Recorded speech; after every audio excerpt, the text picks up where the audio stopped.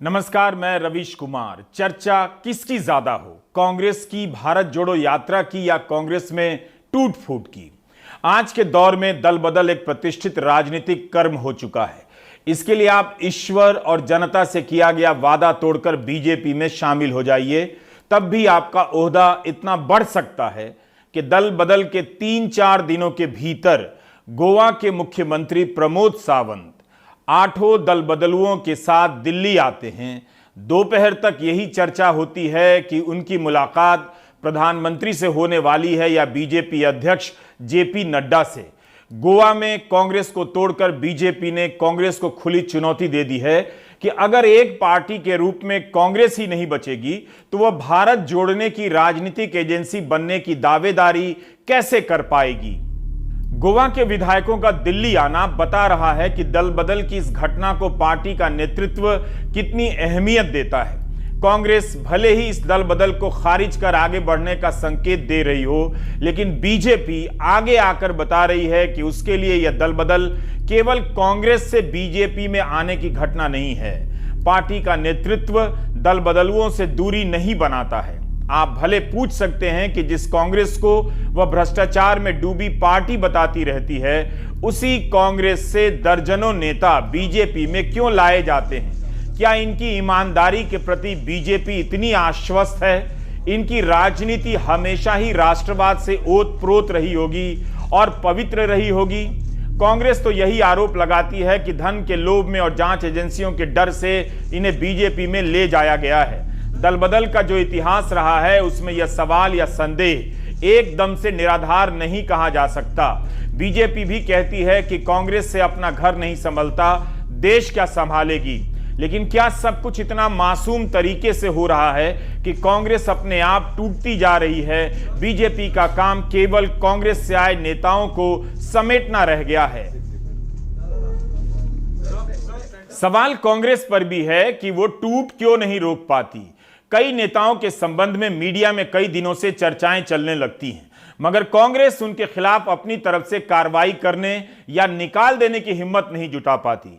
इस दौरान बीजेपी में जाने वाले नेता या कथित तौर पर बीजेपी की तरफ से बैटिंग करने वाले नेता कांग्रेस नेतृत्व को पत्र लिखने लग जाते हैं, सवाल उठाते हैं और मीडिया में इंटरव्यू देने लग जाते हैं। जाने से पहले उनके इन सवालों से लगता है कि वे लोकतंत्र को आखिरी बार जमकर जी लेना चाहते हैं।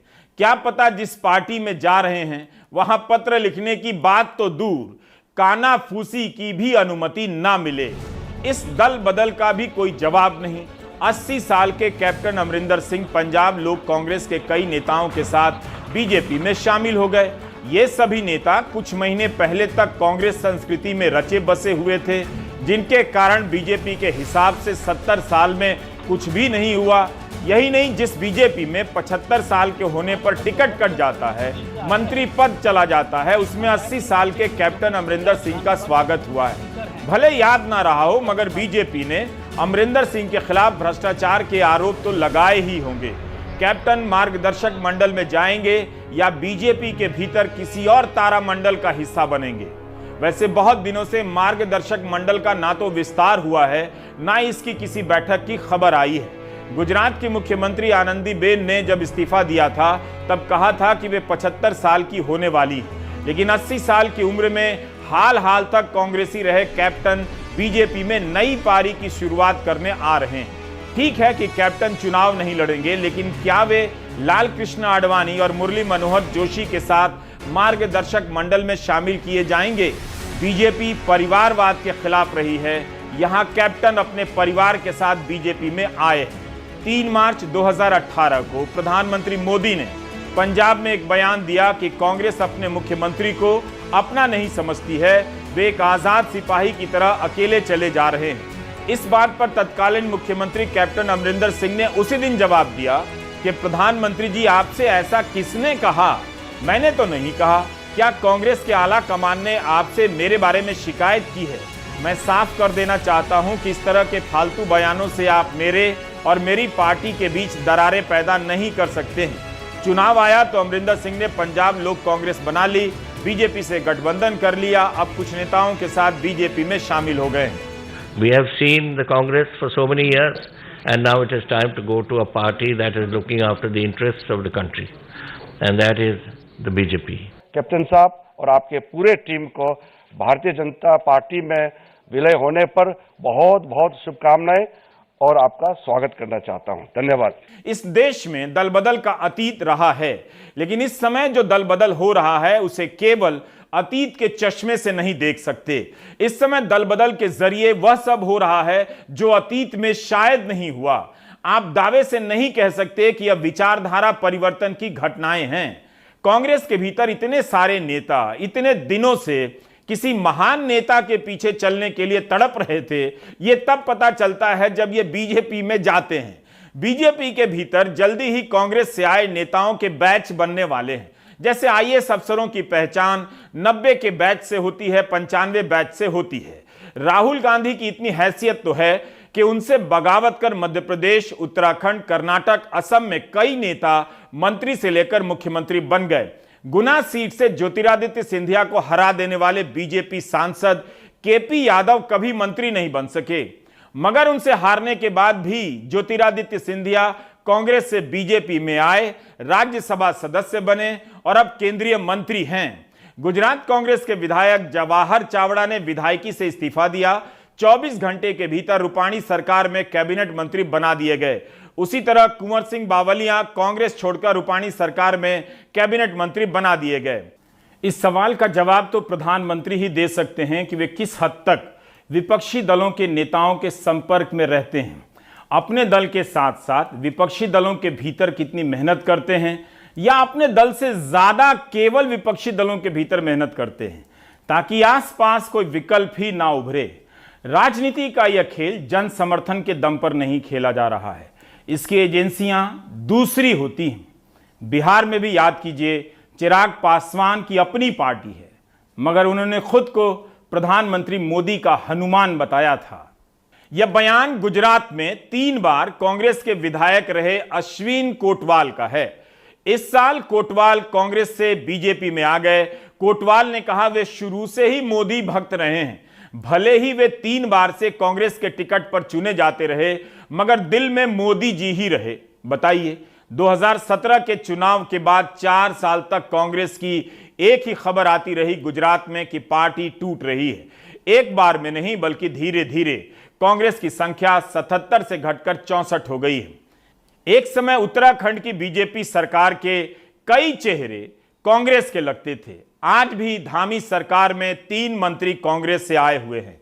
उम्मीद है आपको ऐसा कोई वक्त देखने को ना मिले जब इनमें से कोई बीजेपी छोड़कर कांग्रेस में आएगा और मौजूदा नेतृत्व के बारे में उसी तरह से बयान देगा जिस तरह से हिमांता बिस्वा शर्मा इन दिनों राहुल गांधी के बारे में बयान देते हैं। दल बदल करने वाले नेताओं के साथ ऐसे सवालों की संभावना तो रहती ही है। यह समस्या केवल राहुल और कांग्रेस की नहीं है। नीतीश कुमार की पार्टी भी अपने पुराने विश्वसनीय सहयोगी आरसीपी सिंह को लेकर जूझती रही कि वे बीजेपी के इशारे पर काम कर रहे हैं जनता दल यूनाइटेड के, लेकिन जदयू ने उन्हें निकाल दिया। कांग्रेस की तरह उन्हें लंबे समय तक ढोने का प्रयास नहीं किया।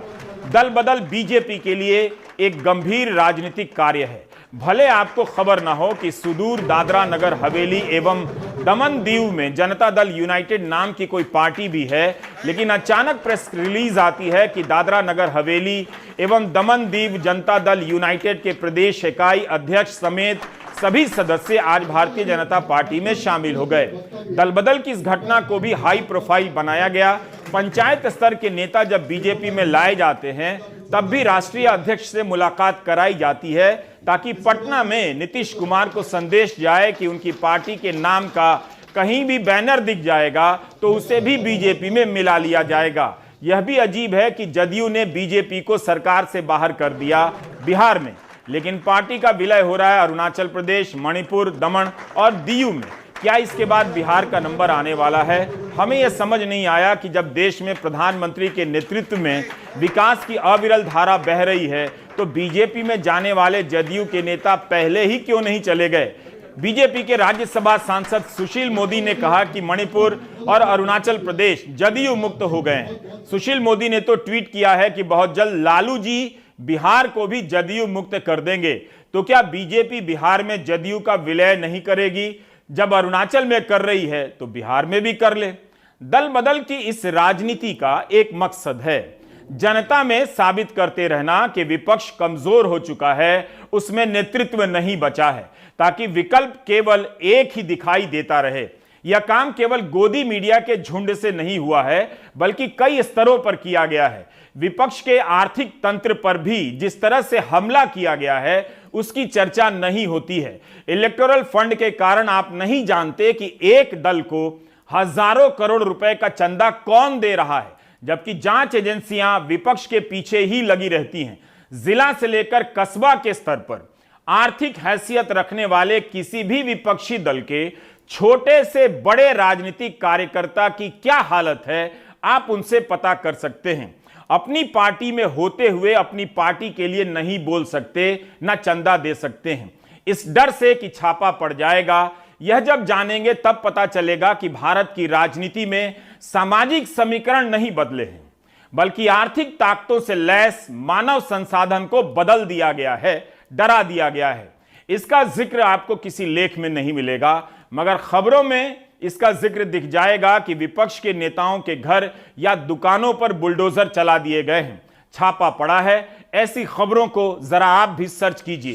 कांग्रेस के नेताओं ने राहुल गांधी का यह वीडियो बार बार ट्वीट किया है, जिसमें वे पैदल चलते हुए अचानक अपने बाजुओं को पीछे ले जाते हैं और सीने को आगे कर देते हैं। ऐसा लगता है कि राहुल किसी जकड़ से खुद को आजाद कर रहे हैं। यह भी लगता है कि किसी जकड़ में छटपटा रहे हैं। एक ऐसी पार्टी जो हर दिन कार्यकर्ताओं और नेताओं से खाली होती जा रही है, वह एक पार्टी के रूप में बीजेपी को चुनौती देने लायक बची रहेगी या नहीं, यह सवाल आगे पीछे आता जाता रहता है। भारत जोड़ो यात्रा के जरिए राहुल गांधी भले ही महंगाई से लेकर बेरोजगारी और मीडिया तंत्र के जरिए जनता की आवाज को दबा देने के सवालों को उठाने की कोशिश कर रहे हों, लेकिन क्या उनकी पार्टी का तंत्र उनकी तरह उस तरह से लगा हुआ है कि यात्रा जनता के बीच पहुंच जाए? म्यूजिक के इस्तेमाल से यात्रा की तस्वीरों को प्रभावशाली तो बनाया जा सकता है, लेकिन हर दिन कांग्रेस को तोड़कर नरेंद्र मोदी जो चुनौती कांग्रेस को दे रहे हैं, इसका जवाब कांग्रेस को देना चाहिए। 16 जुलाई 2021 को राहुल गांधी ने कहा था कि जिन्हें आरएसएस से डर लगता है वो आरएसएस में चले जाएं, जो बाहर हैं और आरएसएस से नहीं डरते हैं उन्हें कांग्रेस में लाया जाएगा। बहुत सारे लोग हैं जो डर नहीं रहे कांग्रेस के बाहर है, वो सब हमारे हैं, उनको अंदर लाओ, और जो हमारे यहाँ डर रहे हैं उनको बाहर निकालो। चलो भैया जाओ, आरएसएस के हो जाओ, भागो, मजे लो, हम नहीं चाहिए, जरूरत नहीं है तुम्हारी, हमें निडर लोग चाहिए, ये हमारी आइडियोलॉजी, ये मेरा बेसिक मैसेज है। लेकिन राहुल गांधी ने किस नेता को आरएसएस से संबंध होने के नाम पर कांग्रेस से निकाला है या कार्रवाई की है? यह भी तो आरोप लगता है कि कांग्रेस के तंत्र को पता ही नहीं लगता कि उनकी पार्टी में कौन दूसरी पार्टी के लिए काम कर रहा है, जा रहा है या जाने वाला है या जा चुका है। यह किताब कांग्रेस के काम आ सकती है। How democracy die, Steven Levitsky और डेनियल जिवलाट की किताब है। इस किताब में एक प्रसंग है कि निरंकुश और सर्वसत्तावादी ताकतों को कैसे रोका जाए।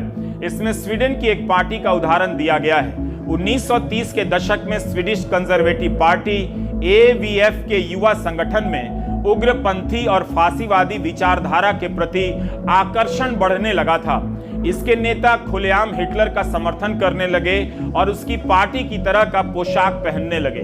1933 में स्वीडिश कंजर्वेटिव पार्टी ने युवाओं की इस शाखा को ही पार्टी से निकाल दिया। 2-4 नेताओं को नहीं, बल्कि 25,000 सदस्यों को पार्टी से निकाल दिया। 1934 में एवीएफ को निकाय चुनावों में नुकसान भी हुआ, लेकिन इस कदम से स्वीडिश कंजर्वेटिव पार्टी ने अपने नेताओं को साफ संदेश दे दिया कि उग्र और लोकतंत्र विरोधी विचारधारा वाले किसी नेता की इस पार्टी में जगह नहीं है। एक साथ 25,000 कार्यकर्ताओं और नेताओं को पार्टी से निकाल देने की इस घटना के बारे में और विस्तृत जानकारी नहीं है, होनी चाहिए। पिछले 8 वर्षों में कितने ही दलों के नेता बीजेपी में गए हैं। इस समस्या के सामने राहुल गांधी ही नहीं, दूसरे नेता भी लाचार नजर आते हैं।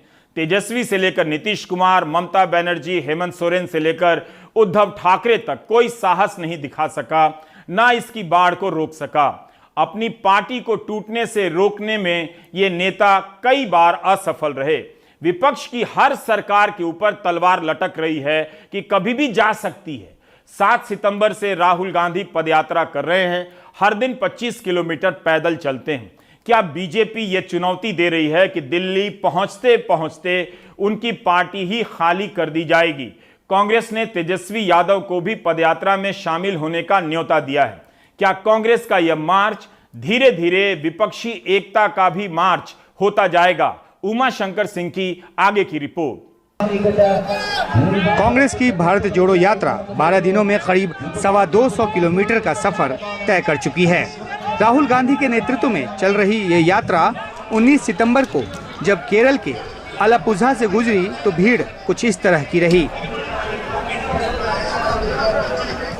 कांग्रेस काफी उत्साहित है। उसका दावा है कि कन्याकुमारी से शुरू हुई ये यात्रा जैसे जैसे आगे बढ़ रही है, जन समर्थन भी बढ़ता जा रहा है। कन्याकुमारी से जो कारवा कश्मीर के और बढ़ा था, उसमें 119 भारत यात्री थे। वो कारवा आज केरल के अल्फाजा आते आते सुनामी बन चुका है और रोज सड़कों पर दोनों तरफ लाखों लोग राहुल गांधी जी और भारत जोड़ो यात्रा के समर्थन में उमड़ते। ये यात्रा हर दिन 2 पालियों में चलती है और चलते चलते राहुल गांधी लोगों से बात भी करते हैं, बुजुर्ग और बच्चों से मिलते हैं, किसी को गले से लगाते हैं तो झुककर किसी की चप्पल ठीक करते हैं। इन सब के फोटो और वीडियो कांग्रेस की तरफ से जारी किया जाता है, एक नेता के तौर पर राहुल गांधी की संवेदनशीलता और आत्मीयता को दिखाने के लिए। और राहुल गांधी के कंधा उचकाने के इस वीडियो को तो कांग्रेसियों ने खूब वायरल किया।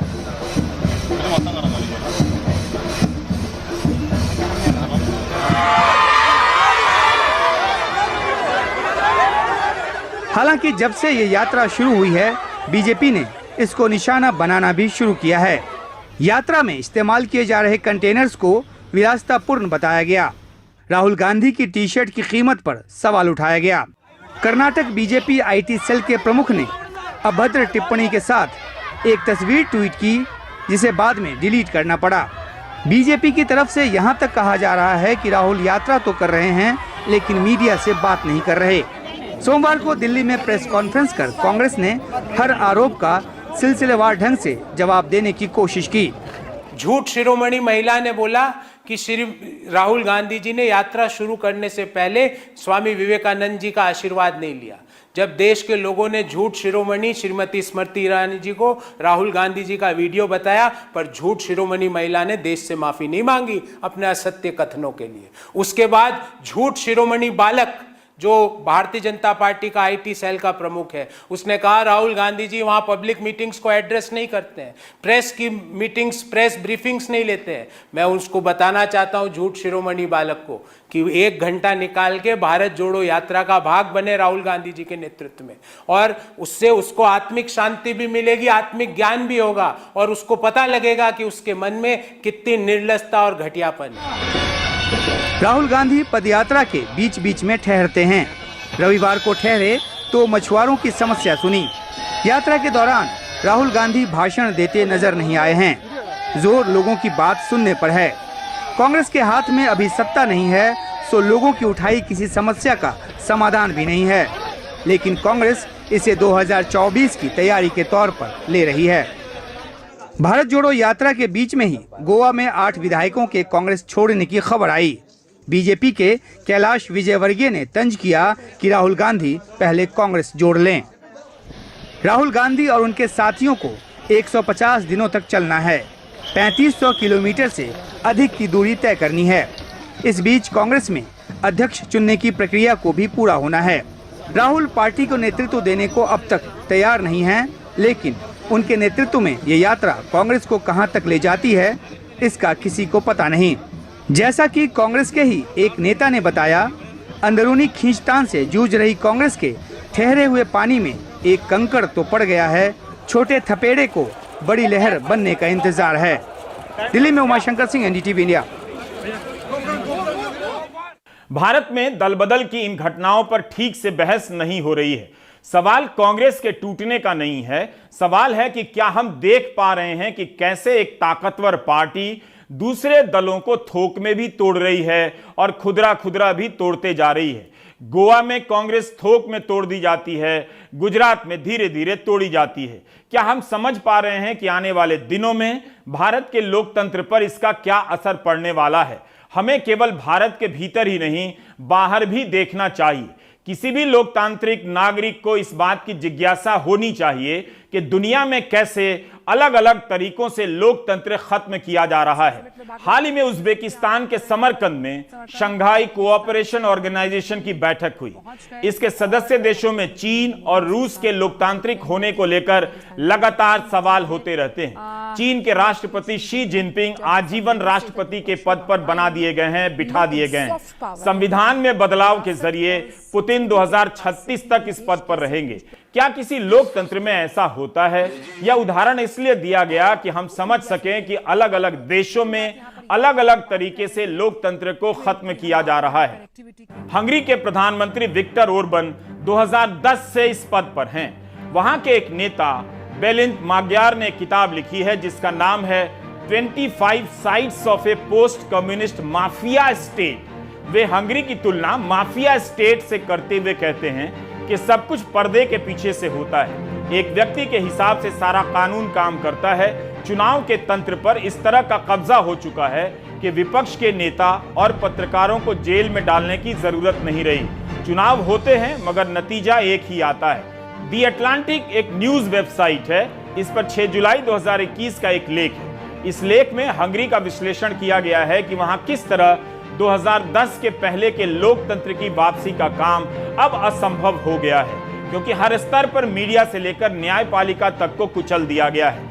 यूरोपियन यूनियन ने हंगरी पर कई तरह के प्रतिबंध लगाए हैं। यूनियन का कहना है कि हंगरी में विक्टर के कार्यकाल में कानून का राज खत्म कर दिया गया है। यूनियन की तरफ से जो पैसे दिए जाते हैं उसका इस्तेमाल प्रधानमंत्री विक्टर ओरबन अपने मित्र उद्योगपतियों पर लुटाने में करते हैं। यूरोपीय और गैर यूरोपीय नस्लों को लेकर भड़काऊ भाषण देकर ओरबन अपनी राजनीति चमकाते रहते हैं। इटली में भी फांसीवाद की वापसी की खबरें छपने लगी हैं। मुसोलिनी के फांसीवाद के 100 साल बाद इटली में एक बार फिर से फांसीवाद सर उठाने लगा है। जॉर्जिया मेलोनी के प्रधानमंत्री बनने की संभावना नजदीक लगने लगी है। जॉर्जिया कहती तो है कि फांसीवाद इतिहास के गर्त में जा चुका है, मगर उनके चुनावी नारे वही सब है जो फांसीवादी राजनीति के हुआ करते थे, जैसे ईश्वर, मातृभूमि और परिवार। उनकी पार्टी के समर्थक भी फांसीवादी सलामी देते हैं। कई चिन्हों की साम्यता फांसीवादी दौर के चिन्हों से है।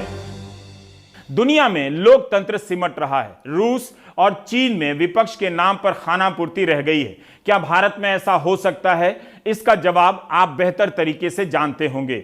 इस समय जो हो रहा है, एक स्तर पर या दो दलों के बीच वर्चस्व की लड़ाई का खेल लग सकता है कि कांग्रेस के कई नेताओं के नेता भी मोदी हैं, मगर थोड़ी गहराई से देखेंगे तो खेल में जनता को नेता विहीन किया जा रहा है। इस समय आपको बिना विपक्ष के रहने की आदत डाली जा रही है। एक समय आने वाला है जब आप विपक्ष बनने के लिए ही तड़प रहे होंगे और विपक्ष नहीं बन पाएंगे। इसे लिखकर पर्स में रख लीजिए। कुछ कहना होगा तो समझ नहीं पाएंगे कि किससे कहें। इसका एक उदाहरण आपको मणिपुर से दे सकता हूं। हमारे सहयोगी रतनदीप ने बताया कि इस आदेश के बाद मणिपुर पर किताब छापने से पहले सरकार की समिति से मंजूरी लेनी होगी। मणिपुर के इतिहास, उसकी संस्कृति, परंपरा, भूगोल को लेकर कोई भी किताब तभी छपेगी जब सरकार की समिति मंजूरी देगी। 15 सितंबर को यह आदेश जारी हुआ। इस समिति में राज्य के शिक्षा मंत्री के अलावा वाइस चांसलर, कॉलेज और विश्वविद्यालय के शिक्षक हैं। इनके पास किताब की पांडुलिपि जमा करानी होगी। जब ये लोग पढ़कर मंजूरी देंगे तब किताब छपेगी। राज्य सरकार के सूत्रों के मुताबिक जो खबर हमें लग रही है कि ये जो ऑर्डर मणिपुर सरकार ने निकाला है, इसके पीछे एक बैकड्रॉप है। और ये बैकड्रॉप ये है कि कुछ महीने पहले एक पीएचडी थीसिस के ऊपर एक किताब निकाली गई थी मणिपुर की हिस्ट्री के ऊपर। ये किताब लिखने वाले थे सुशील कुमार शर्मा, जो कि एक ब्रिगेडियर हैं, जो कि सीआरपीएफ में बहुत साल डेपुटेशन में वो काम कर रहे थे। और इसके बाद उन्होंने ये किताब अपने पीएचडी थीसिस के हिसाब में निकाली थी। और इसमें ये आरोप लगाया गया गया है कि इस किताब के ऊपर ये आरोप है कि इस किताब में ऐसा लिखा गया है कि मणिपुर जो कि भारत में शामिल होने के पहले एक प्रिंसली स्टेट था, जब भारत के साथ मर्जर हुआ तब मणिपुर का जो इलाका था, जो एरिया था, जो पॉलिटिकल बाउंड्री थी, वो सिर्फ 700 स्क्वायर माइल्स की थी वैली एरिया में। और इसके मुताबिक, इस किताब के मुताबिक ये इम्प्लाई करता है ये इंफॉर्मेशन कि मणिपुर के हिल एरियाज़ को मणिपुर का पार्ट नहीं माना गया है। तो इसके चलते जब ये किताब निकली तो जो सिविल सोसाइटी ग्रुप्स हैं, ज़्यादातर जो कि हिल एरियाज़ के सिविल सोसाइटी ग्रुप्स हैं, उन्होंने इस किताब को अपोज किया, क्योंकि उनका ये दावा था कि यहाँ पे गलत इन्फॉर्मेशन दी गई है और ये इन्फॉर्मेशन जो दी गई थी यही इम्प्लाई करता है कि जो हिल एरियाज़ हैं, जहाँ पे कि जो ट्राइबल समुदाय के लोग वहाँ पे रहते हैं, मणिपुर में नागा और कुकी समुदाय और बाकी समुदाय के लोग, ये कभी मणिपुर के पार्ट नहीं थे, ऐसा ये किताब इम्प्लाई करने की कोशिश कर रही है, जो कि मणिपुर का हिस्ट्री को एक गलत रूप से एक प्रोजेक्ट कर रही है। ऐसा दावा किया था सिविल सोसाइटी ग्रुप्स ने और उन्होंने राज्य सरकार को ये दावा किया था कि इस किताब को बैन किया जाए। मगर अब इसके चलते राज्य सरकार ने अब ये फैसला लिया है कि मणिपुर की हिस्ट्री, कल्चर और ट्रेडिशन को लेके कोई भी किताब लिखेगा तो उसको मैन्युस्क्रिप्ट को प्री अप्रूव किया जाएगा। ये जो कमेटी बनाई गई है इसके द्वारा। इलाहाबाद विश्वविद्यालय में फीस वृद्धि के खिलाफ आंदोलन चल रहा है। विश्वविद्यालय प्रशासन का कहना है कि लंबे समय से फीस वृद्धि नहीं हुई थी। प्राइवेट कॉलेजों की तुलना में अभी भी फीस काफी कम है। यह बहुत जरूरी हो गया था। प्रशासन की तरफ से छात्रों के खिलाफ 3 FIR कराई गई है। छात्रों का कहना है कि 400% की वृद्धि मंजूर नहीं। इलाहाबाद विश्वविद्यालय के छात्र आदर्श भदौरिया ने सोमवार को आत्मदाह की कोशिश कर सबको हैरान कर दिया। शुक्र है कि ये कोशिश नाकाम रही। आदर्श का आरोप है कि पुलिस ने उनके घर जाकर उनको परेशान किया।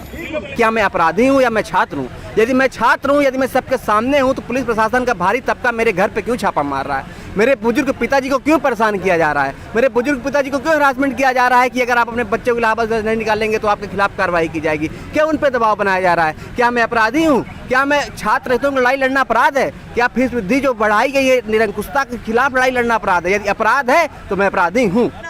अब इलाहाबाद विश्वविद्यालय में फीस बढ़ोतरी के खिलाफ छात्रों के आंदोलन के 2 हफ्ते पूरे होने जा रहे हैं। छात्र हताश हैं कि विश्वविद्यालय उनकी बात नहीं सुन रहा। उन्होंने भैंस के आगे बीन बजाकर प्रशासन को शर्मिंदा करने की कोशिश की। देखिए, हम लोग इलाहाबाद विश्वविद्यालय के कुलपति मैम का विरोध कर रहे हैं। कल आपके ही न्यूज़ चैनल के माध्यम से उन्होंने कहा कि फीस वृद्धि वापस नहीं होगा।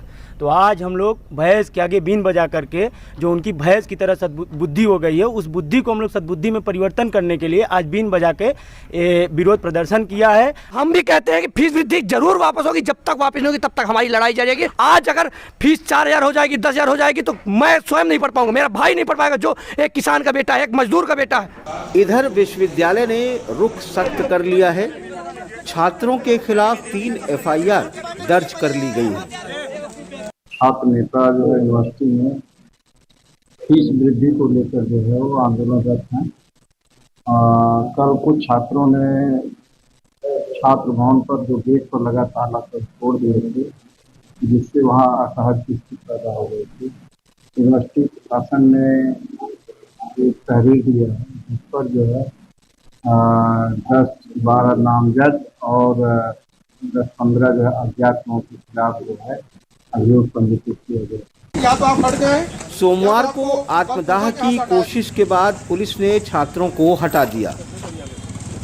शांति भंग की सूचना थी, यूनिवर्सिटी के द्वारा लगातार इस तरह का बताया जा रहा था और आज इन्होंने आत्मदाह का भी प्रयास, कुछ इस तरह का सूचना मिला है। उसके बाद यहाँ पे फोर्स आई और इस तरह का जो गलत इनके द्वारा किया गया था उसके संबंध में इनको यहाँ से हटाया गया। यहाँ से जो लोग हट नहीं रहे थे, पहले इनको बताया गया कि शांतिपूर्वक, आपका इसका कोई परमिशन वगैरह नहीं लिया गया था, आप यहाँ से हट जाइए। इनको टाइम दिया गया। उसके बाद अगर कोई रुका है तो उनको सिर्फ डिटेन किया गया है। आप लोग या तो यहाँ से स्वयं हट जाए। आपकी ये असेंबली विधि पूर्ण नहीं है। आपने ना तो विश्वविद्यालय प्रशासन से कोई अनुमति ली है, ना तो अन्य कोई आपके पास अनुमति है। आप यहाँ अविधिक रूप से यहाँ पे धरना प्रदर्शन और अपने ऊपर पेट्रोल डाल के आत्मदाह जैसा घोर अपराध अपने ऊपर कारित कर रहे हैं। आंदोलन कर रहे छात्रों के लिए फीस वृद्धि एक मुद्दा तो है ही, लेकिन एक डर विश्वविद्यालयों के बदलते चरित्र का है, जो तेजी से व्यावसायिक शिक्षाकरण की तरफ बढ़ रहे हैं। इससे उन्हें लगता है कि आम और गरीब छात्र उच्च शिक्षा से वंचित रह जाएंगे। इलाहाबाद से नितिन गुप्ता के साथ वाराणसी से अजय सिंह, एनडीटीवी इंडिया। गुजरात के आईपीएस ऑफिसर सतीश चंद्र वर्मा को सेवानिवृत्त होने से पहले नौकरी से बर्खास्त कर दिया गया। सुप्रीम कोर्ट ने सरकार के इस फैसले पर 1 सप्ताह के लिए रोक लगा दी है। Justice KM. जोसेफ और जस्टिस ऋषिकेश रॉय की बेंच ने वर्मा से कहा कि इस दौरान वे दिल्ली हाईकोर्ट में बर्खास्तगी के आदेश को चुनौती दे सकते हैं। वर्मा 30 सितंबर को रिटायर हो रहे हैं। उनकी फिलहाल की पोस्टिंग तमिलनाडु कोयम्बटूर में सीआरपीएफ में आईजीपी के पद पर है। इशरत जहां मुठभेड़ मामले की जांच करने के लिए गठित विशेष जांच दल एसआईटी का नेतृत्व गुजरात कैडर के आईपीएस अधिकारी सतीश चंद्र वर्मा ही कर रहे थे। सरकार ने 30 अगस्त को आदेश जारी कर दिया। विभागीय कार्रवाई से संबंधित आधारों पर उन्हें सेवा से बर्खास्त कर दिया। दिल्ली हाईकोर्ट ने केंद्र सरकार को आदेश दिया था कि वर्मा के खिलाफ 1 साल तक कोई त्वरित कदम ना उठाए जाएं, इसलिए केंद्र सरकार ने उनकी बर्खास्तगी की सूचना हाई कोर्ट को दी। हाई कोर्ट ने केंद्र सरकार को मंजूरी दी। हालांकि कोर्ट ने केंद्र सरकार को यह भी आदेश दिया है कि यह मंजूरी कोर्ट के आदेश तक अंतिम रूप से लागू नहीं होगी। पंजाब के मुख्यमंत्री भगवंत सिंह मान ने कहा है कि राज्य सरकार पेंशन की पुरानी व्यवस्था बहाल करने जा रही है। पुरानी पेंशन की व्यवस्था बहाली की शुरुआत कांग्रेस की राज्य सरकारों ने की। राजस्थान और छत्तीसगढ़ ने सबसे पहले पुरानी पेंशन की व्यवस्था बहाल कर दी। हाल ही में झारखंड में हेमंत सोरेन सरकार ने यह व्यवस्था लागू की। गुजरात और हिमाचल प्रदेश में भी पुरानी पेंशन को लेकर मांगे उठ रही हैं। गुजरात में आए दिन आंदोलन हो रहे हैं।